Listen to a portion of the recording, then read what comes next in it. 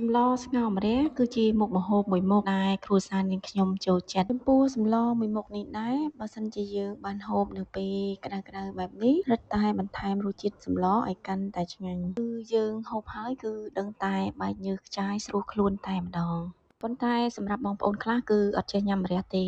គឺគាត់ថាម្រះពេលញ៉ាំទៅល្វីងអញ្ចឹងគឺគាត់អត់ចូលចិត្តទេអញ្ចឹងថ្ងៃនេះផងដែរគឺនាំបងប្អូនទៅមើលនៅការស្ងោរម្រះសាច់ជ្រូករបស់យើងកុំឲ្យល្វីងតោះទៅមើលវិធីធ្វើទាំងអស់គ្នាជាដំបូងយើងត្រូវមានម្រះហើយចំពោះម្រះគឺយើងត្រូវយកមកខួងយកគ្រាប់ចេញនិងលាងសម្អាតជាមួយទឹកឲ្យបានស្អាតយើងមានឆ្អឹងជំនីជ្រូកលាយជាមួយនឹងសាច់ជ្រូក3ជាន់ហើយចំពោះសាច់ជ្រូកគឺយើងយកមកចិញ្ច្រាំឲ្យម៉ត់ផ្នែកហើយប៊ីយីហ៊ឺគឺយើងត្រូវយកមកត្រាំជាមួយទឹកហើយនឹងលាងសម្អាតឲ្យបានស្អាតផងមានខ្ទឹមចិញ្ច្រាំបន្តិចដើម្បីឲ្យសម្លរបស់យើងនឹងគឺកាន់តែឈ្ងុយតោះយើងមកលាយគ្រឿងផ្សំរបស់យើងដាក់ខ្ទឹមចូលបន្តិចហើយយើងដាក់ទឹកត្រីប្រហែលជា2ស្លាបព្រាបាយចេងកន្លះស្លាបព្រាបាយជាមួយនឹងម្សៅស៊ុបហើយនឹងម្រេចស្ករសចំពោះបរិមាណគ្រឿងផ្សំបងប្អូនលៃលកទៅតាមបរិមាណសាច់ហើយនឹងចំណង់ចំណូលចិត្តរបស់បងប្អូនពេលយើងដាក់គ្រឿងផ្សំចូលអស់ហើយគឺយើងចាប់ផ្ដើមច្របល់គ្រឿងផ្សំទាំងអស់នោះជាមួយនឹងសាច់របស់យើងធ្វើម៉េចឲ្យចូលជាតិគ្នាបានល្អសិន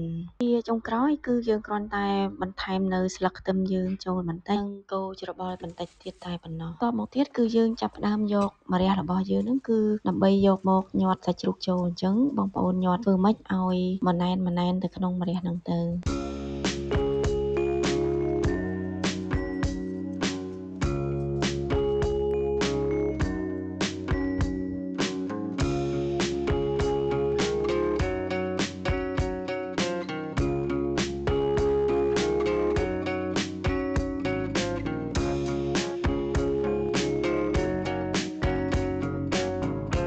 ដាំទឹកឲ្យពុះបន្ទាប់មកយើងធ្វើការស្ងោរនៅឆ្អឹងជំនីជ្រូករបស់យើងចំពោះឆ្អឹងជំនីជ្រូកគឺបងប្អូនត្រូវស្រុះទឹកម្ដងសិនដើម្បីឲ្យចេញនៅជាតិឆ្អាបសិនពេលទឹកបានពុះហើយគឺយើងបង់ម្សៅស៊ុបបន្តិចបន្ទាប់មកគឺយើងចាប់ផ្ដើមដាក់ហៃប៊ីយីហ៊ឺរបស់យើងចូលបន្ទាប់មកទៀតគឺនាងខ្ញុំចាប់ផ្ដើមដាក់ស្ងោរម្រះគឺអញ្ចឹងម្រះដែលយើងបានញាត់សាច់ឲ្យមិញហ្នឹងគឺយើងយកមកស្ងោរទៅក្នុងទឹកពុះរបស់យើង